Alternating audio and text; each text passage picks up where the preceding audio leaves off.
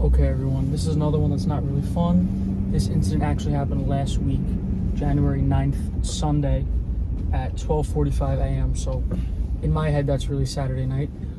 But as I'm finalizing this video, there's a shooting down the block. We're in Harlem right now. We're gonna swing by that shooting site that just happened an hour ago, just to show you what kind of area that we're in, and then we're gonna go to where this all happened. But I'll give you a little bit of the backstory of the situation. You might have heard about it in the news if you're in New York right now, because there was kind of like, about a little bit less than a week long manhunt for him. Okay, let's flip this around and I'll tell you everything. Okay, so right at this corner right here is where a shooting just took place an hour ago, right in front of this Dunkin' Donuts. To the left, right there.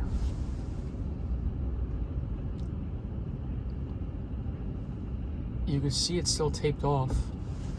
We'll pull up there. I'll do a loop around. We got to go the other way anyway to go to the other crime scene that we're at. But this is crazy. I saw a bunch of cop cars shooting down, and I don't know if you guys have the Citizen app where you're from, but I have it, and if I ever see a bunch of police activity, I go on it and see like where they're going to. And this just happened, less than an hour ago. You guys see there are cop cars all outside. I guess it just happened right at this corner. I gotta get around this bus. You know what? I'll stay behind it.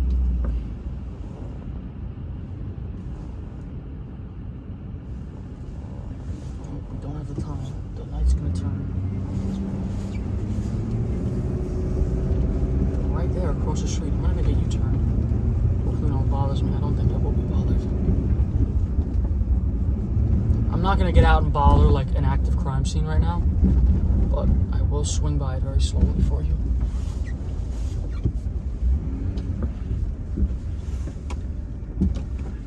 Up the curb. That's why you have the truck, people. People ask me why I use a big truck, because I can do stuff like that. Well, I guess I would have made the turn if I wasn't a big truck. But here we go.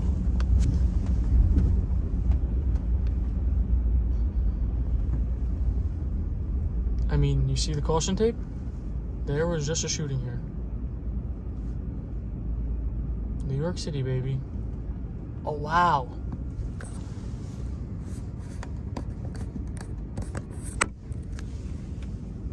That actually broke. That glass was shot? Is that possible? That's crazy. I don't know if anyone was hit during this. I didn't see any ambulances rushing over here. Actually, I did, and a fire truck. I'm wrong. But, okay. Back to the more important story at hand. This happened last week, like I said, January 9th at 12:45 a.m. A 30-year-old Winston Glynn, Glynn, who was just recently found. So he was found, all the articles are from 2 days ago now. He decides to do an armed robbery on this Burger King that's coming up here shortly. It'll be on the left, I believe. Yes, this Burger King, it'll be on the left. It's closed right now because of this situation. I think we're gonna go by and confirm that. But he comes in to do an armed robbery. He actually worked there in 2020. He worked there from April to December. So he was familiar with the area. Comes in all masked up, and from other evidence that they found, he thinks that he really pre-planned this. I have some video surveillance of him in the place with the gun.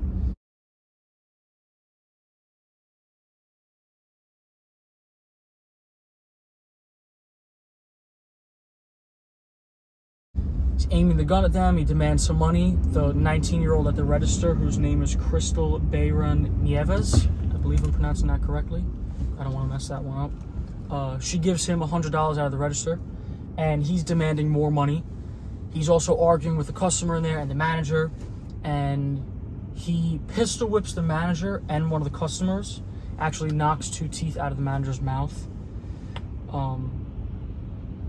Then he demands more money from the person at the register, from the girl at the register, the 19-year-old. It's horrible. She doesn't have the key to access like the more money from like the lockbox. I don't exactly know how the register works, but from the story, that's what it said. She didn't have the key. So she's like trying her best, and he shoots her in the stomach, shoots her in the torso. Later on, she dies in the hospital. Horrible situation. He was given the money. It's horrible. There's video of him being walked out of one of the police stations to a patrol car, and the whole neighborhood's yelling at him. You know, I'll add some video of that in because it's a pretty interesting video. Guys, back off the car, back off the car. There's your money, man. Why? That's good for your ass, fucking scumbag. That's good for your Get in here, okay? Watch your back. shit. You got me, man. Why am I guilty and the judge don't charge me guilty? Why am I guilty? You know they charge nothing that I do and do every day? Where's our reparation for 4 years of slavery? You on? I'm not going Hey, get over there, nigga. Get out of the car. You're still a war. You're still a war. You're still a war. You got me. You got me. You're real garbage, mother. Yeah.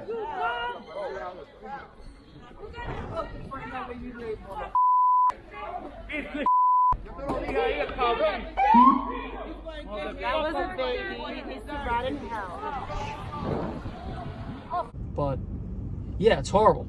He gets on the train, the 6th train from 116th and goes to 110th. Let's see where the Burger King is. It has an awning.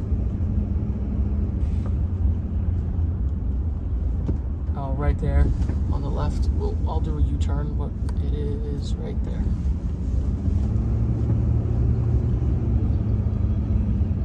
There's a memorial outside. Oh, it's horrible.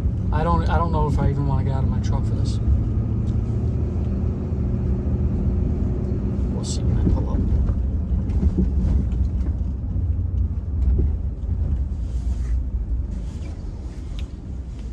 She even said that she didn't like the night shift because it was dangerous. She didn't want to be on the night shift anymore. She was only working there a couple of weeks. The whole story is horrible. It really is. A lot of senseless crime going on right now. It's in New York, in a lot of areas in the country, but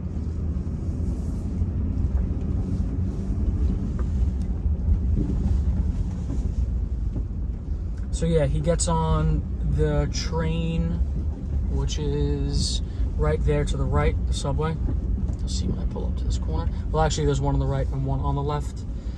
Gets on the 6th train and goes to 110th and escapes. So he wasn't found for a couple of days, and eventually he uses his EBT card, which is like a food stamp card here in New York, and at his local bodega, and uses that.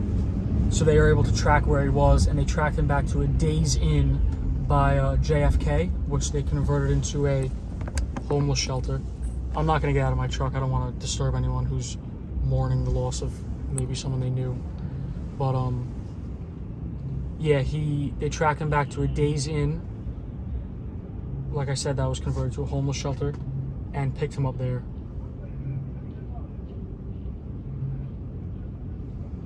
They also matched up the outfit that he was wearing during the crime to an outfit that he wore on his Instagram. So that was another way they were able to narrow down the search.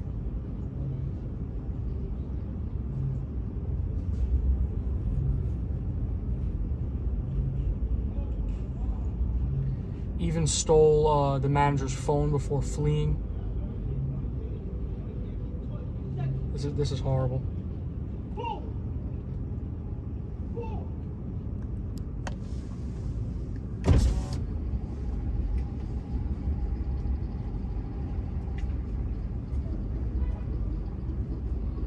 Alright, I don't want to be recording people paying their respects, so I'll head out. But yeah, that's a very recent thing that just happened. I mean, you can see that guy was pissed off. Rightfully so. It's probably his neighborhood. Maybe even knew her. She apparently lived a couple blocks from here. I was a little bit iffy if I wanted to do this video because it happened so recently that like a lot of the feelings are still there, and I don't want to upset anybody with that kind of stuff. But I think that's important for people to see that someone like that, you know, someone from the community getting pissed off like that at the memorial. It shows what something like this does to the community. It's not just, you know, a story of someone killing somebody. That's a life that was lost. It's horrible. All right, I'll see you guys in the next one.